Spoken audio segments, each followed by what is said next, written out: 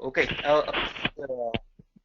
Okay, great. I think time to start. So it's my pleasure on behalf of NIMUS to introduce this first session of three that we have organized on occasion of World AIDS Day 2016, and we're going to have three presentations today on PrEP and adolescents at risk, existing evidence and plans for a demonstration study with Sybil Hosek and Alejandra Trossero. Then next Monday, we're having Rafael Landovitz speaking on ARV-based prevention and PrEP research, news from the 2016 Research for Prevention Conference, which took place in Chicago a few weeks ago. And finally, on December 5th, sorry, the 5th of December, Jerry Galea presenting on PrEP in the wild. So today's presentation, I think it's very important, very interesting, because generally research on prevention in minors, in adolescents, is difficult, and despite the fact that they are a group at very high risk in some cases, not all adolescents are at risk. That's another problem that often we assume that all adolescents are, but there's great diversity in risk among young people, and it's important to be able to identify those young people who are at very high risk and be able to offer appropriate measures of prevention. And PrEP has been considered in this regard. There are a few groups around the world, generally in the US, in parts of Africa, mainly South Africa, which have conducted important research on PrEP, among other trials on HIV prevention. And Sybil is one of the leading researchers around the world working on PrEP among young people. No? So Sybil is a clinical psychologist. She's an HIV researcher at Stroger Hospital of Cook County with over 15 years experience in the development and implementation of HIV-related research studies and behavioral interventions. Her current research focuses on biomedical primary prevention interventions for adolescents and young adults, including PrEP and microbicides, and the development of behavior interventions to improve uptake and adherence to these new biomedical strategies. Sybil is currently Vice Chair of the IMPAACT Prevention Scientific Committee, a member of the HPTN Adolescents at Risk Scientific Committee, and co-chair of the HANC Youth Prevention Research Working Group.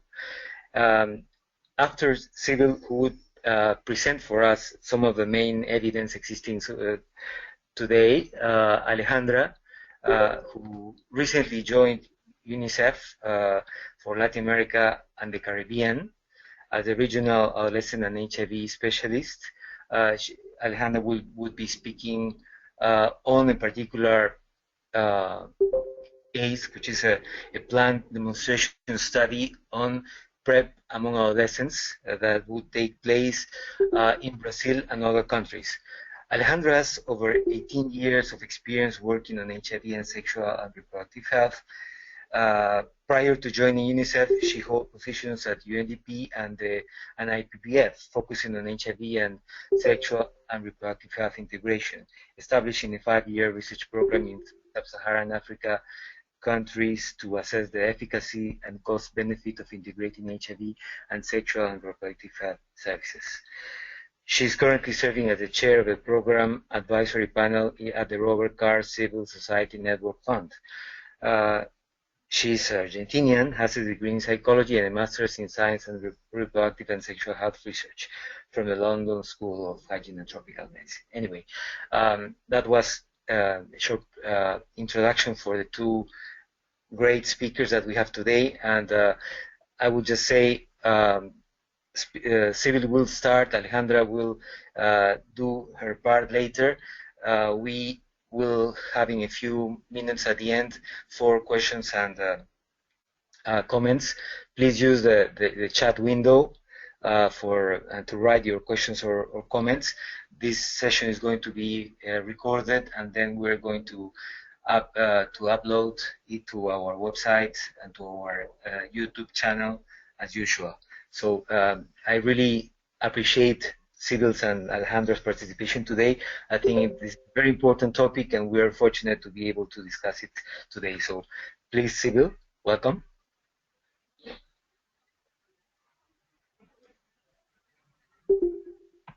Sybil?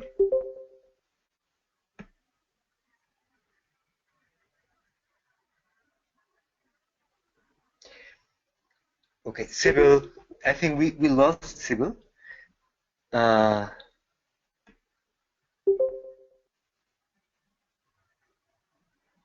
Okay.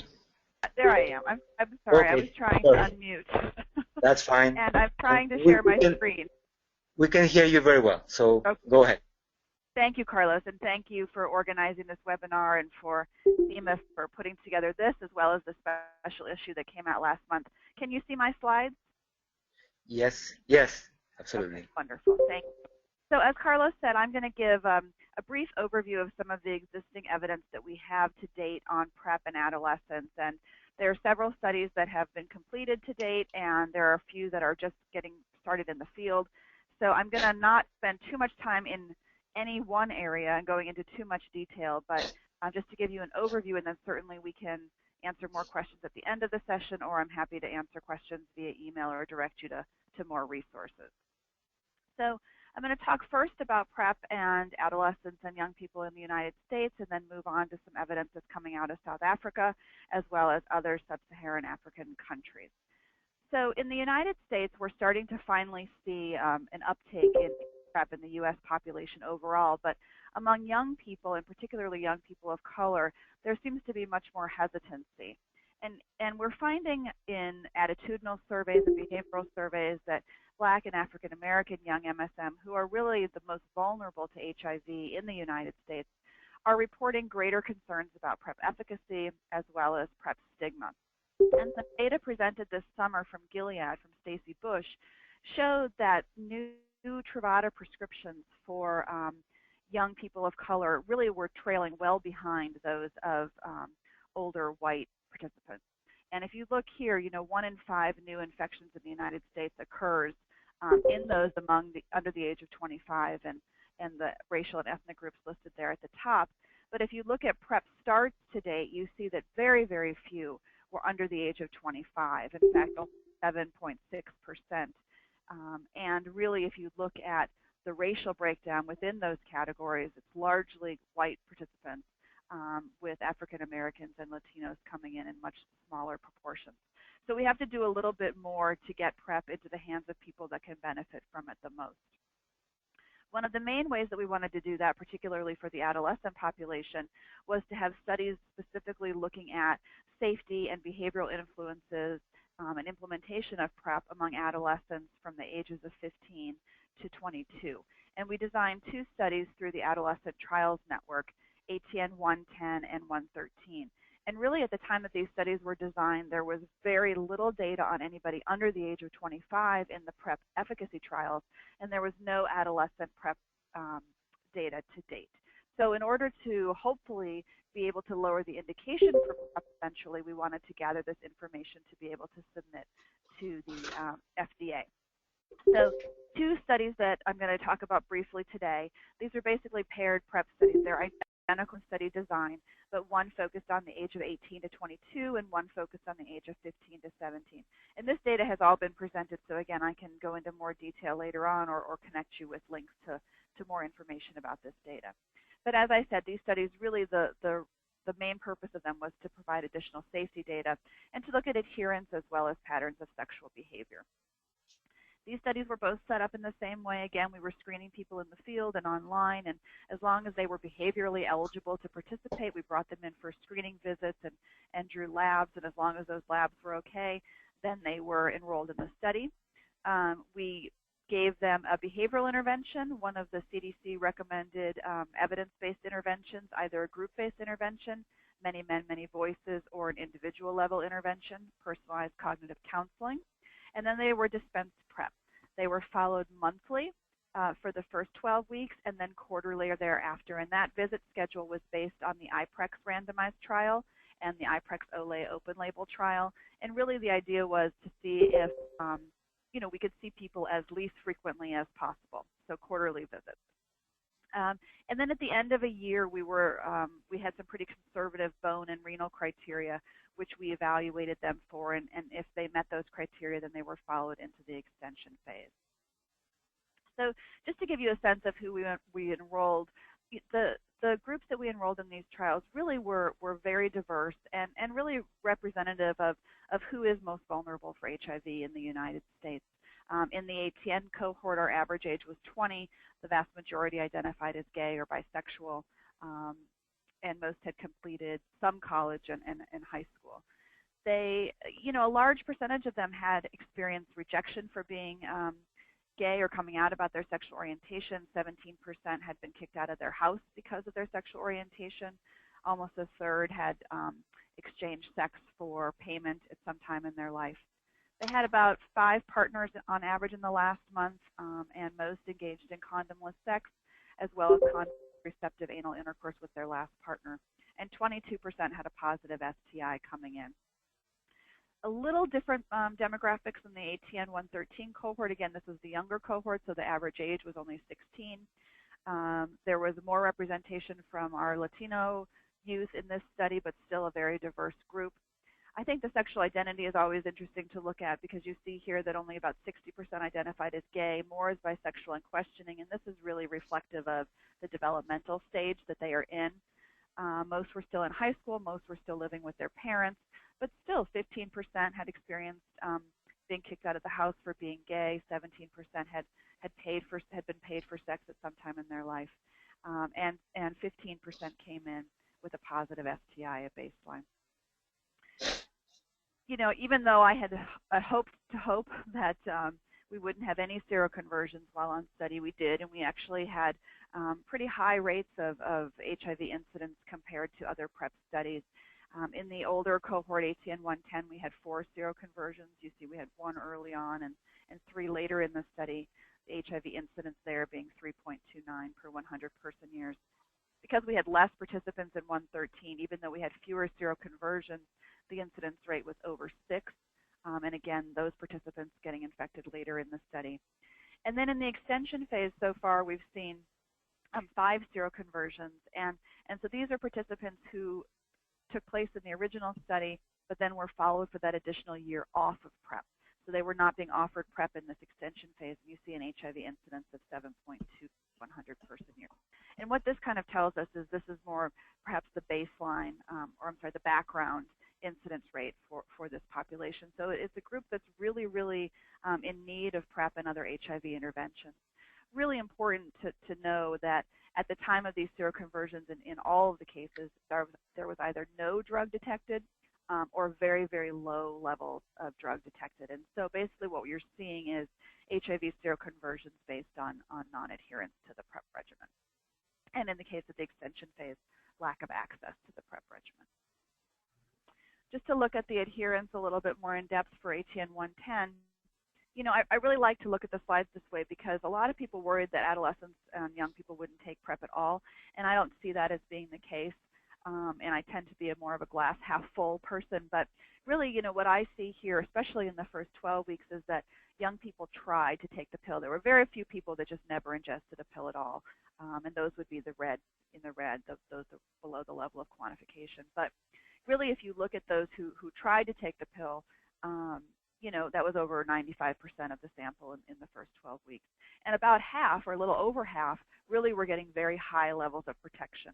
In PrEP, we talk about 4 or more pills a week for young men as being highly protective from HIV, or we think to be highly protective from HIV. So really, we're seeing a good proportion of adolescents and young adults in the 110 study getting those high levels. And then when we go to the quarterly visits, you start to see that those who stopped taking the pills increased pretty dramatically, and those that were taking the pills really well begins to decrease. In ATN 113, which was the 15 to 17-year-olds, you see a very similar pattern. Again, good levels of protection in those first 12 weeks, but even a more marked drop-off when we started to go to quarterly visits. This is just another way to look at it. You can see the 110, and you see that drop there in medium tenofovir levels at week 24. We also had really adherence discrepancies by race and ethnicity. And this is data from both the 110 and the 113 trial comparing the overall average rates of adherence to adherence among our white participants and adherence among our black participants. And you see that in the older group, there was really this dramatic difference between our white participants really getting protective levels across the entire study and our African American participants, which is the light blue color, not really reaching that level throughout the study. In 113, there was less disparity between the groups, although our African American participants were lower than the white participants, but still you saw a similar drop-off across ethnicity in that study at the week 24 visit. There were a lot of what we might consider kind of common structural reasons for missing doses of medication, and these are really typical of young people. I mean, really typical of people in general, but just being away from home, their schedule, they're too busy, they just simply forgot, or had a change in their routine. But we also saw that people who were non-adherent, adolescents who were non-adherent, were more likely to endorse what we would consider stigma-related concerns. They were worried that other people would see them taking their pills and think that they had HIV, or they were concerned that people would know that they were having sex with other men because they were taking PrEP. And then certainly participants who didn't like taking pills didn't do as well in terms of adherence. So I'm going to move on to another study that we just presented some preliminary data on that was also done in Chicago. And this one was not adolescent specific, but did include young adults ages 18 to 29. And I think the difference in this study was instead of bringing participants in to engage completely in a demonstration project for PrEP or study drug where everything's provided for you, in this study we recruited participants who were already seeking PrEP in PrEP clinics.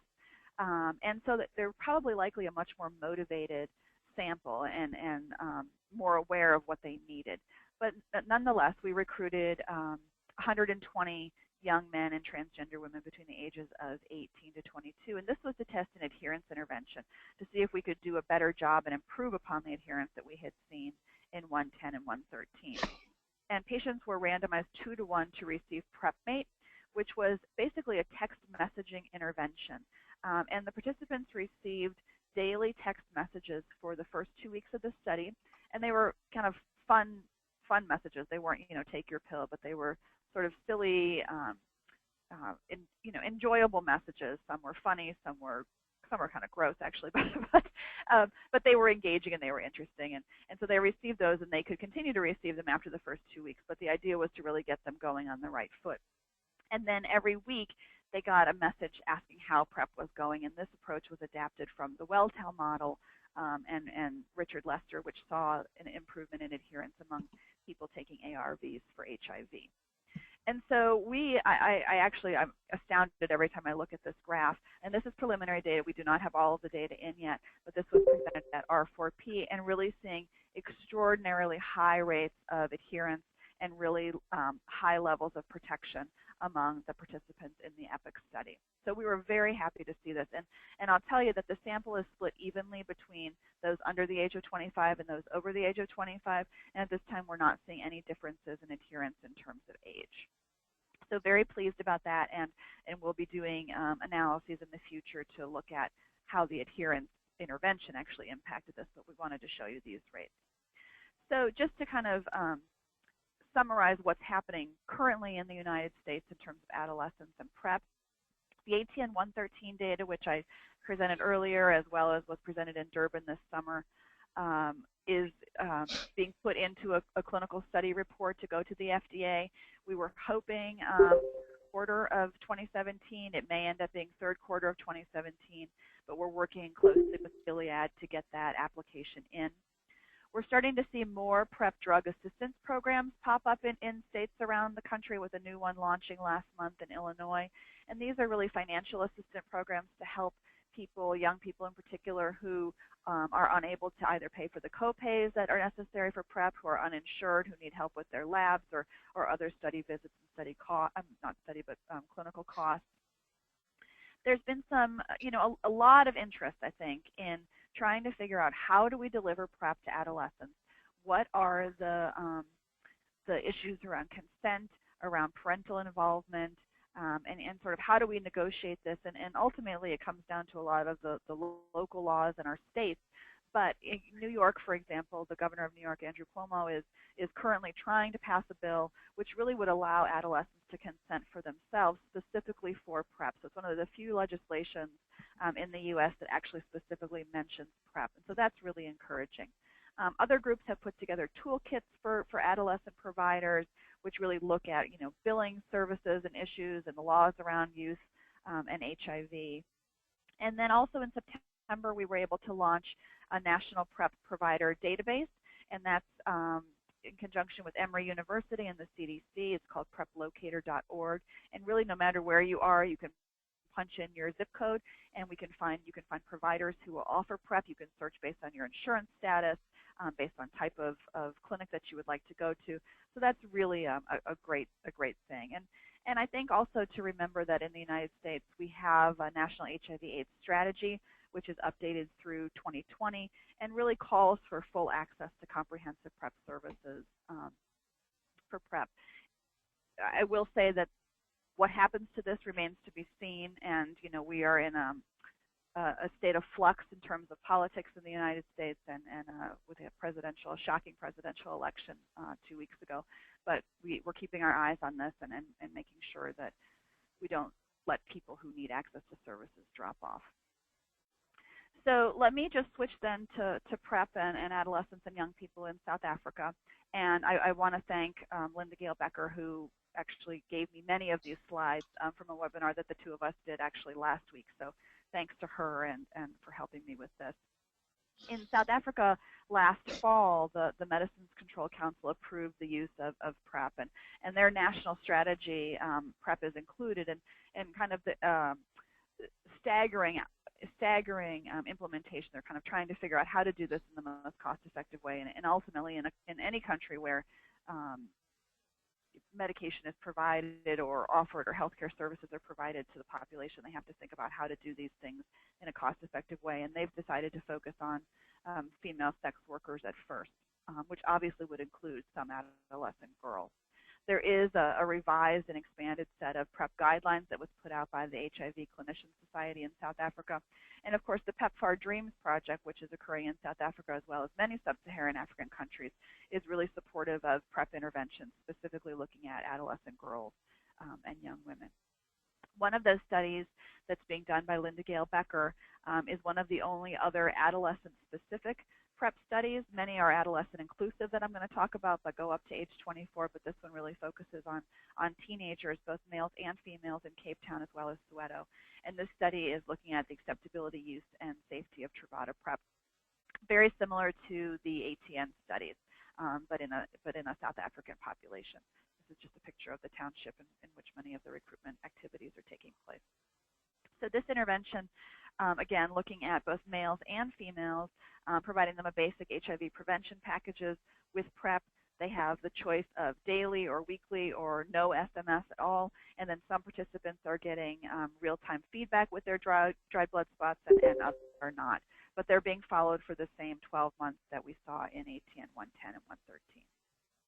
Some really preliminary data. Again, this study is not all of the visits are completed, but this data was presented in Durban this summer.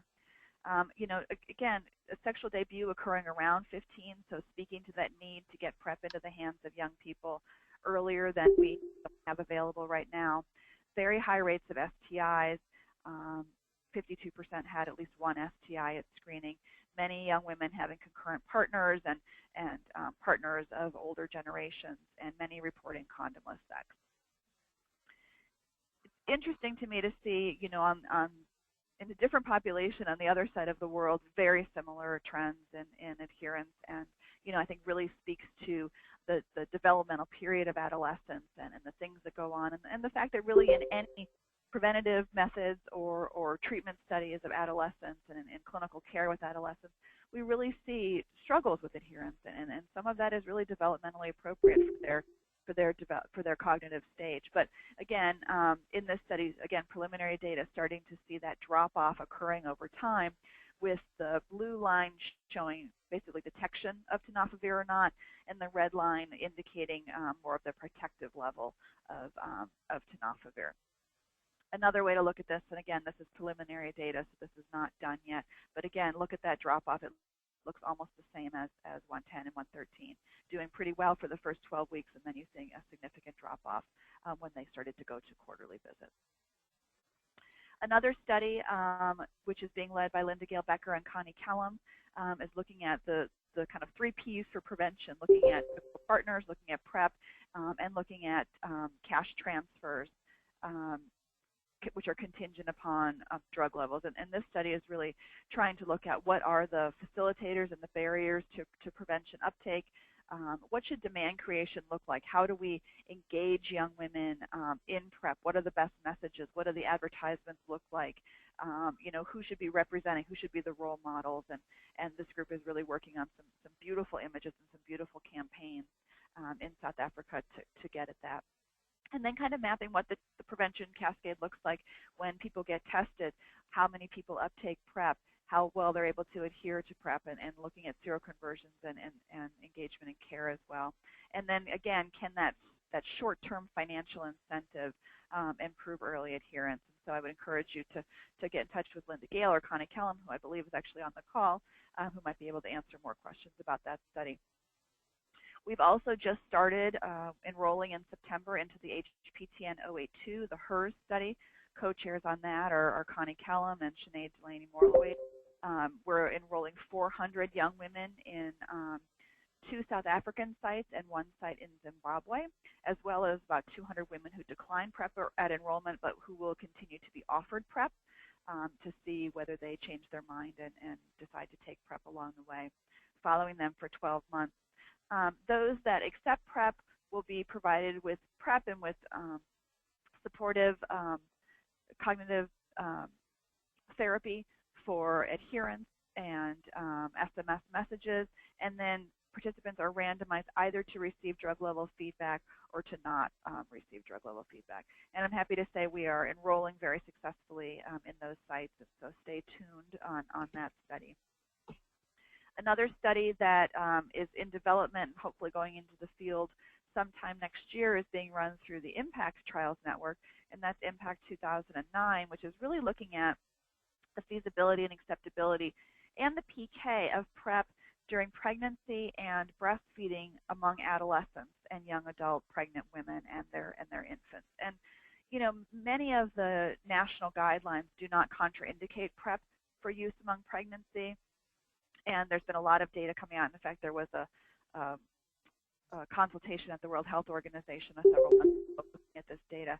And so many people do feel comfortable, but there hasn't been a safety study to date that really follows HIV-negative women throughout pregnancy and follows those infants after pregnancy to make sure that we can really speak to the safety. And we don't expect that there will be any problems, but we want to be able to have that data so that people feel comfortable enough to prescribe, because we know that if clinicians are not comfortable prescribing, then we're not going to get the preventative benefit that we need. And young women who are pregnant are at very high risk of contracting HIV. So in this study, similar to 082, the HPTN study, we will accept people who take people who accept PrEP during pregnancy, as well as about 100 young women who decline PrEP during pregnancy, and follow both of them. In this study, we're not testing adherence support models because this is a safety study primarily. We want to do everything we can to make sure that the adherence is really good so that we're able to really detect any safety signal that may appear. And so we've kind of thrown the kitchen sink in terms of adherence support, in terms of counseling and SMS messaging and drug level feedback. So I'm sorry that I'm running through these studies so quickly, but I want to hear from Alejandra, and I know that there's more detail than I could possibly go into here. But I think just to say from the existing evidence that really we have a lot of adolescent and young adult studies in the field. It's a field that's growing, and we have some very solid data already on adolescent safety that will be used to hopefully lower the indication for PrEP down below the age of 18. And what we're seeing really is that these are young people who are at very high risk for HIV, which is something that we knew, but obviously we have to demonstrate, but all the more reason why we have to get PrEP into the hands of young people. Given the number of STIs that we're seeing, imagine, and the HIV seroconversions, imagine in the absence of PrEP what those levels would have looked like. But adherence is an issue, and adherence is an issue for all adolescents. And again, like I've talked about, this is part of their development. It's part of their cognitive capacity at the time, their planning abilities, and their psychological and social state. So this is to be expected. We average about 50% adherence for young people, whether it's for birth control, whether it's for PrEP, whether it's, adolescents in oncology who don't adhere to their oral swish regimens. I mean, this is something that we see. So we should expect it, and we need to do whatever we can to help them, whether it's giving them more time, whether it's more interventions, whatever it is, we have to address these concerns. And then more to address really the stigma-related barriers and stigma-related concerns. The last thing that we want to do is stigmatize, one of the best new prevention interventions that we've had in the last 30 years. I think we need to do a lot more work on the regulatory side and the legal side to address how laws can be interpreted as permissive of PrEP. For example, in the United States, almost every state allows adolescents to consent for themselves for STIs. So we need to figure out how we can get institutions and providers to interpret those laws permissively enough to extend that right to PrEP. So that's more work that needs to be done. And again, more specific guidance is needed here as well as in other countries. So I'm going to stop there. I know I rambled on, but I do want to turn over to Alejandra so we can hear her presentation and then take some questions. So thank you. Thank you very much, Sybil. It's been a great summary of all the evidence, a good part of which you, of course, have generated. And I'm really happy to have in the audience some of the researchers, including Connie Callum. So in the end, of course, if there is something to respond, if Connie or others can help, that help will be welcome. Okay, now I would let Alejandra speak about this study that she's going to be coordinating for Brazil. So Alejandra, please.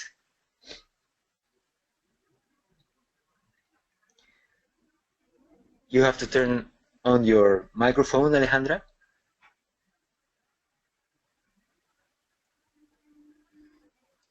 Okay, good. Okay, now, hello, hi, good morning, everyone. And sorry, I'm gonna. Good morning, everyone, and thank you, Carlos, and the team for inviting us to present the work that we are planning in Brazil, but also in Thailand and South Africa. So this is a global demonstration project, as you mentioned. I want to thank Dr. Tajudeen Oyewale from our office in New York, who has prepared most of the slides here.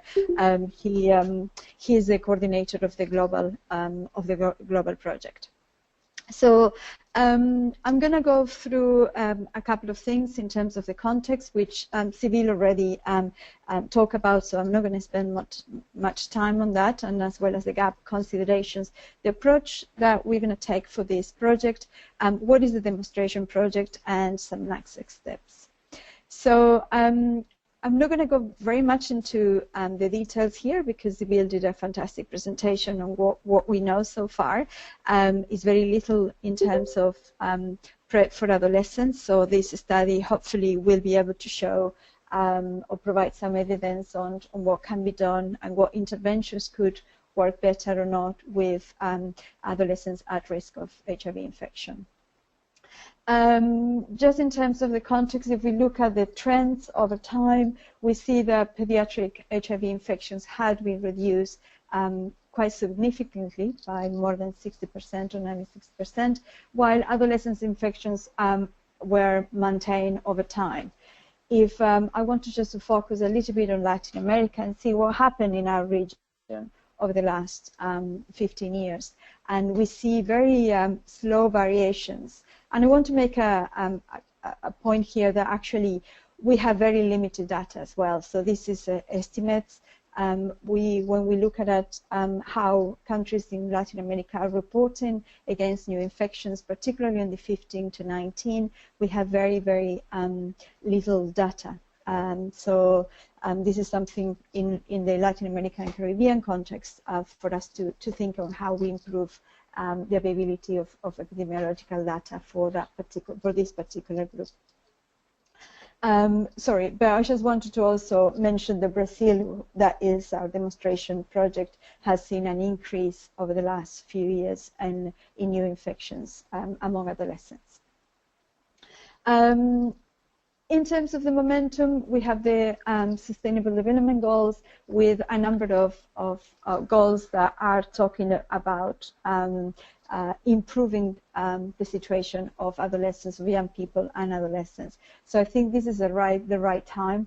We also have the All In, which is an initiative promoted by UNAIDS and UNICEF to end adolescents' AIDS, and is this to try to create also the momentum to focus a bit more on what is happening with this particular group, and as part of the 90-90-90 targets as well. To look at how we reduce adolescents' death by 65%, new HIV infections, and stigma and discrimination. You probably heard, or some of you have familiar with, when we look at a mortality among adolescents, we also see an increase in death attributed to HIV/AIDS in the 15 to 19.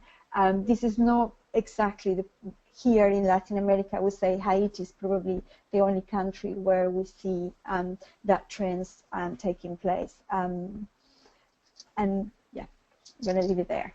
In terms of the gaps and why we wanted to do this demonstration study is in a way to try to answer questions about what strategies will increase demand, uptake, and adherence of PrEP as part of a combination HIV prevention package for adolescents.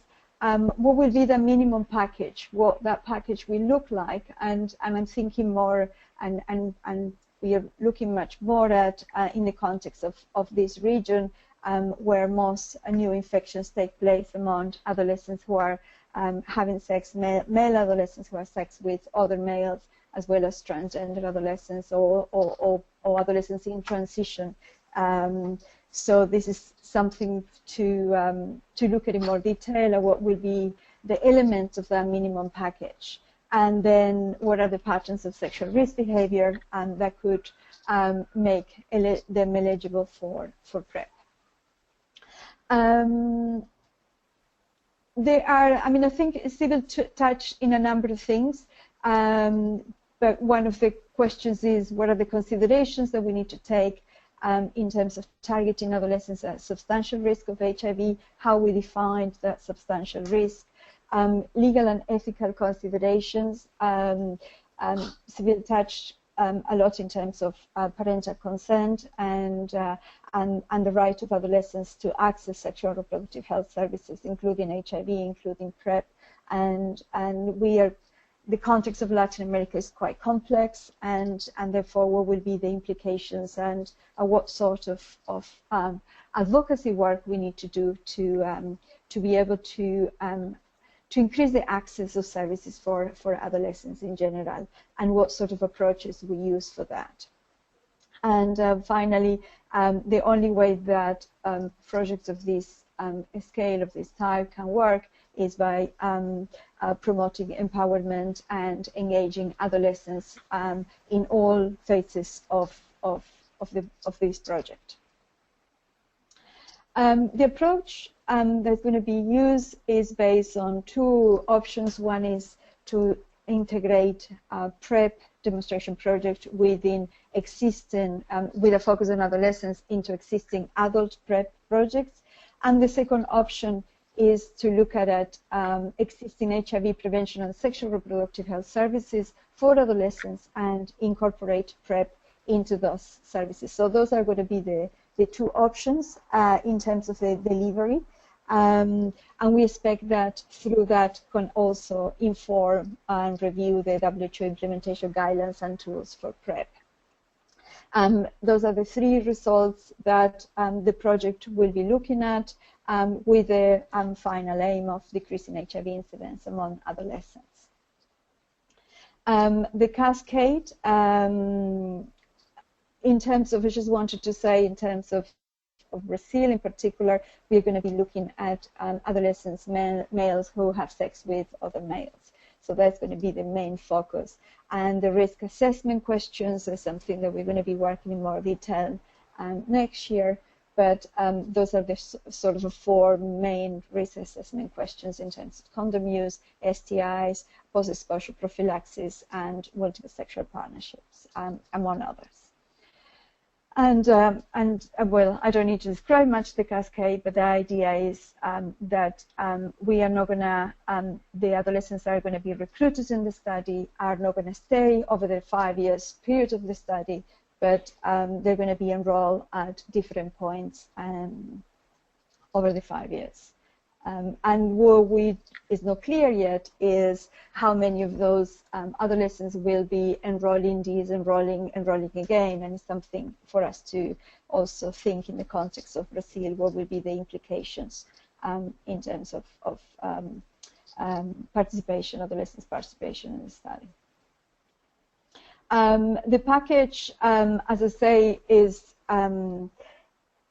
not just to give the pills, it's in the context of a comprehensive prevention package. So PrEP is part of many other things that are happening. Just wanted to mention there is one intervention in relation to male circumcision, which is not something for us. So this is in relation to Southern Africa, and we are developing a similar sort of a package in the context of Brazil and the context of concentrated epidemics. This is the groups, as I say, Brazil is mainly men who have sex with men. In Thailand is men who have sex with men and transgender young women adolescents. And in South Africa is the adolescent girl. And if I understand correctly, in South Africa, the study is going to scale up some of the work that Sybil mentioned earlier. The Linda is working on in South Africa with young girls. So that small study, my understanding is to trying to bring that up to a scale. So South Africa is going to be probably the largest of the 3 studies in terms of number of people enrolled. This is the theory of change, how the project has been conceptualized, and I'm not going to go into much detail, but this is the sort of the chain of how things are going to happen. We also hope that by raising awareness on issues of adolescence and HIV, we could also influence the development of new tools and guidelines that are on the pipeline, specific in terms of adolescents' health, not much in terms of HIV, but how we integrate and start putting HIV into a much bigger picture of adolescents' health and mental health. So the next steps, we are going to start early next year in these 3 countries, in Brazil, Thailand, and South Africa, with funding from UNICEF. We are planning to engage in discussions around PrEP and what are the considerations to take into, what are the considerations that we need to think about as we move into the implementation phase. Some leverage opportunities and resources available. One of the questions, and I believe Tatiana is in the group, so from the Ministry of Health in Brazil, so you might want to mention, but one of the issues is around STIs. We know that STIs are high among adolescents. Also in the adult PrEP studies in Brazil has shown a high prevalence of STIs. The current Ministry of Health guidelines for STI syndromic management, we know that that is not enough. So one of the questions is how we also improve or trying to influence through this demonstration study some of the existing or current guidelines and protocols that Ministry of Health or governments have, and how to use this as an opportunity also to improve practices. Coverage of HIV testing. UNICEF is working already in 6 municipalities in trying to increase HIV uptake, HIV testing uptake among adolescents. In some of the places is by using mobile units. In Sao Paulo, for example, there, in addition to mobile units, they also started a peer outreach work, and they are offering oral HIV tests. And so the plan is to try to use some of these interventions as an entry point for delivering PrEP. And finally, building a community practice on HIV incidents, monitoring among adolescents. And I think this is something, Carlos, perhaps for us to talk in the future, and for people interested in how we improve HIV monitoring among adolescents in Latin America and the Caribbean. And I just wanted to finish with this is part of a campaign from the Viva Melhor Sabendo Chauvin. There is the campaign for increasing HIV services for adolescents in Brazil, and the phrase in Portuguese is say who love himself, look after himself, and so please use condoms. So I just wanted to illustrate with this as well that the message that are coming out and we need to think about for adolescents is a much more positive messages than we used to see in the past. So we're moving for something that is more about self-esteem and empowered young people to make decisions. Thank you. Thank you very much, Alejandra. And honestly, I think that the combination of those two presentations is very useful, because Sybil has spoken as a lead researcher, one of the leading researchers in this field, conducting efficacy-related research, proof of concept research about PrEP, and you have presented a quite complete plan for study, for a demonstration study, where the adaptation of a principle to public health services in 3 countries, where you have spoken more about Brazil, but definitely what the target population would be, so how to define it in terms of risk, how to deliver, what changes to make at the service level, what changes to make at the demand level in terms of young people themselves. And how to look at legal issues that in this particular case for interventions with younger people are relevant and may pose barriers in many countries. And in fact, that would be one question I would start with. By the way, participants are welcome to write more of their questions in the chat windows. I think we have a couple of questions, but before moving to the questions, I would ask Sybil about the limitations of doing the studies with younger people. In fact, you have mainly conducted those studies, at least in the US, with people, with younger adults, who are not minors. I think in some cases they have been, but what this limitation means and what how to interpret the data, not in terms of differences in age and biological sense, probably there's not much, but there's a substantial difference, socially speaking, in terms of being a minor or being an adult already. So that would be one first question. I don't know what you would like to say, Sybil. I don't know if you have your mic. Okay. Okay. There you are. Okay. Thanks, Carlos. This is really a big issue when it comes to research among adolescents and HIV prevention technologies, as well as for clinical practice. And for the study that we did, ATN 113, for the adolescents ages 15 to 17, we did a lot of community consultation around this issue of whether or not we needed to have parental consent for this study, because the norm would be to have parental consent. Yet here you're talking about a group of young men who have HIV risk, who may or may not be out to their parents about their sexual orientation or to their friends and families, and could potentially face real serious consequences if they had to disclose their sexual activity to their parents. And so after community consultation, as well as discussions with OHRP and the FDA in the United States, we decided that the best approach for that study was to allow adolescents to consent for themselves. So they did not need parental consent. They were able, as kind of mature minors, to consent for themselves, just like in many states they would be able to walk in and get an HIV test, get STI testing, get treatment for STIs and HIV without parental consent. And so many of our study sites were not allowed to participate because their IRBs were very concerned about the risk associated with doing that. And some of the institutional lawyers were also concerned about that.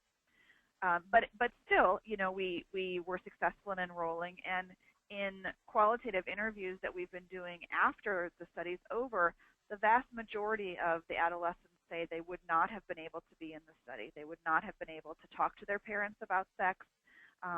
Their parents, not only would it have been awkward, but they wouldn't have let them participate. And that they really felt that it was a decision that they wanted to make for themselves.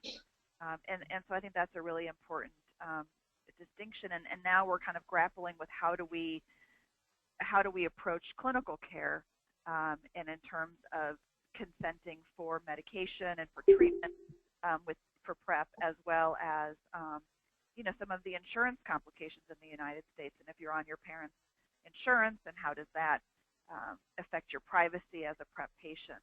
Now, I know Linda Gale's study in South Africa with the 15 to 19-year-olds, for those under the age of 18, she was not able to get a waiver for parental permission from her local institutional review boards. However, there are a lot of parents in those communities who are very concerned about their girls and their boys, and so they haven't really had trouble getting parents to agree that the participants could benefit from participation.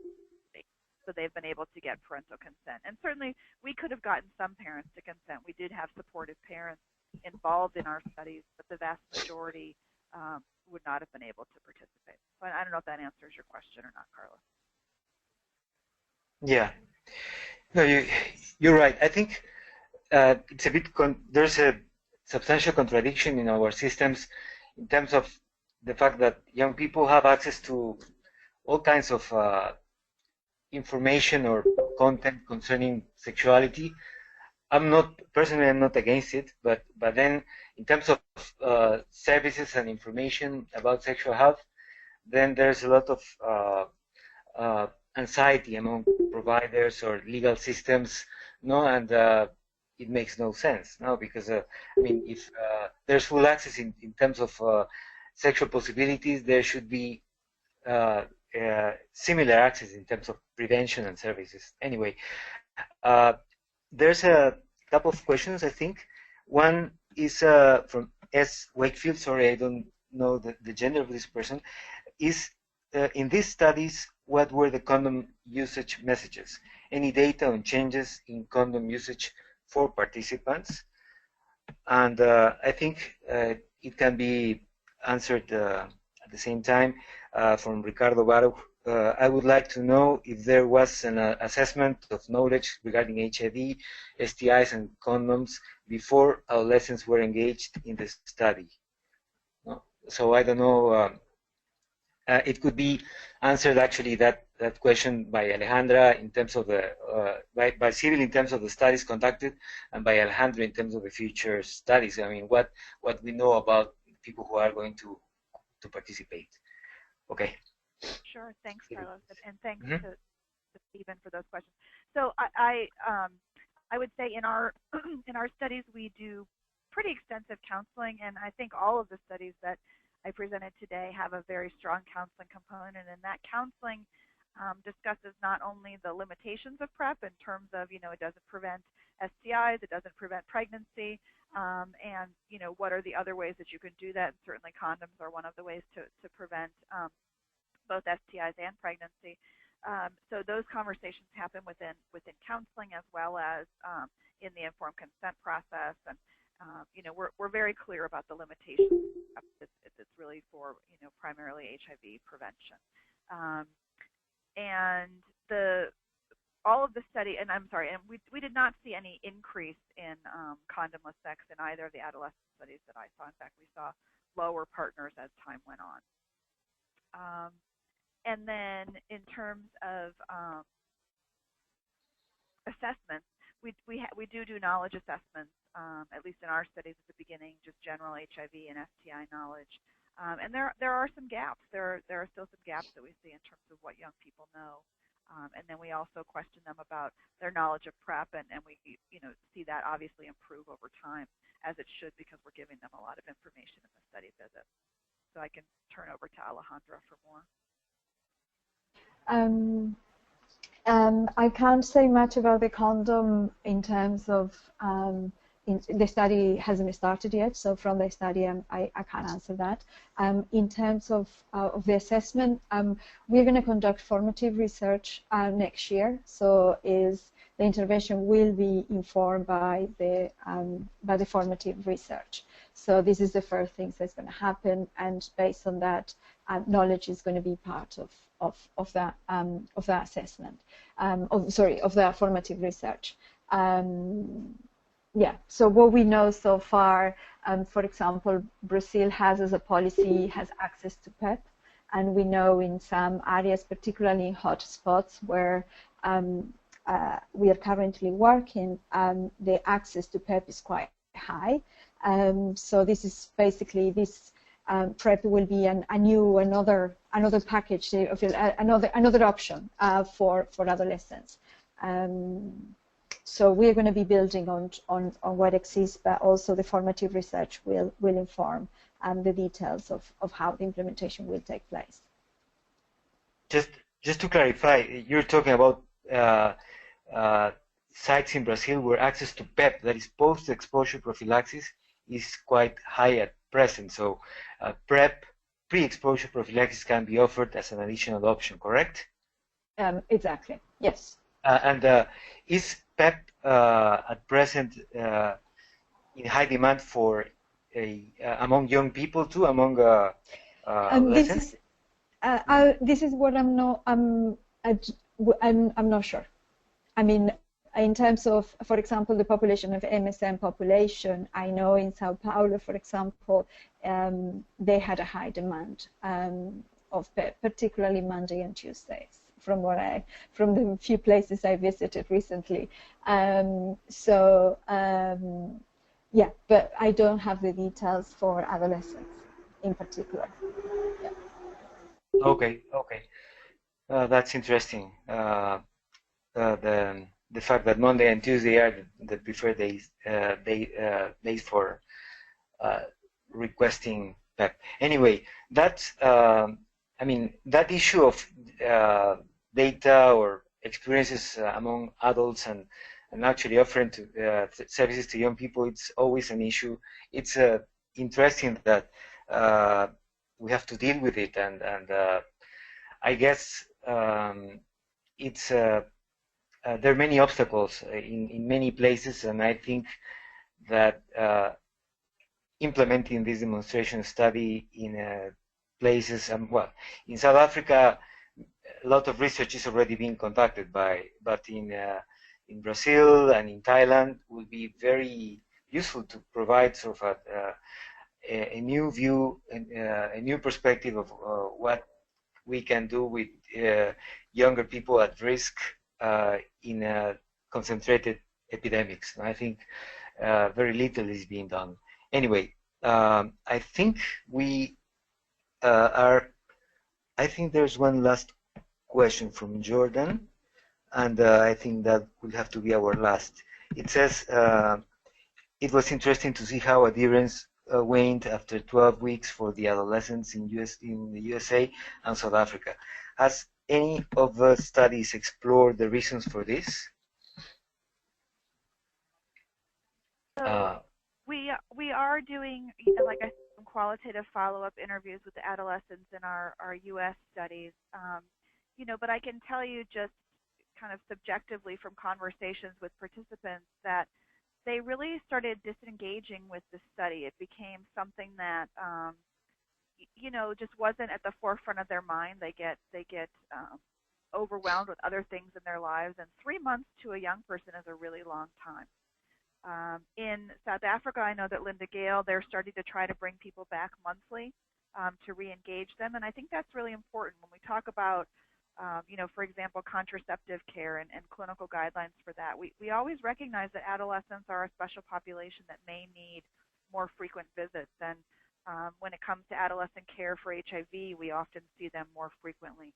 So it may just be that in order for something to remain salient for them, and kind of at the forefront of their mind, their memory, and their priorities, they just need to be seen more frequently.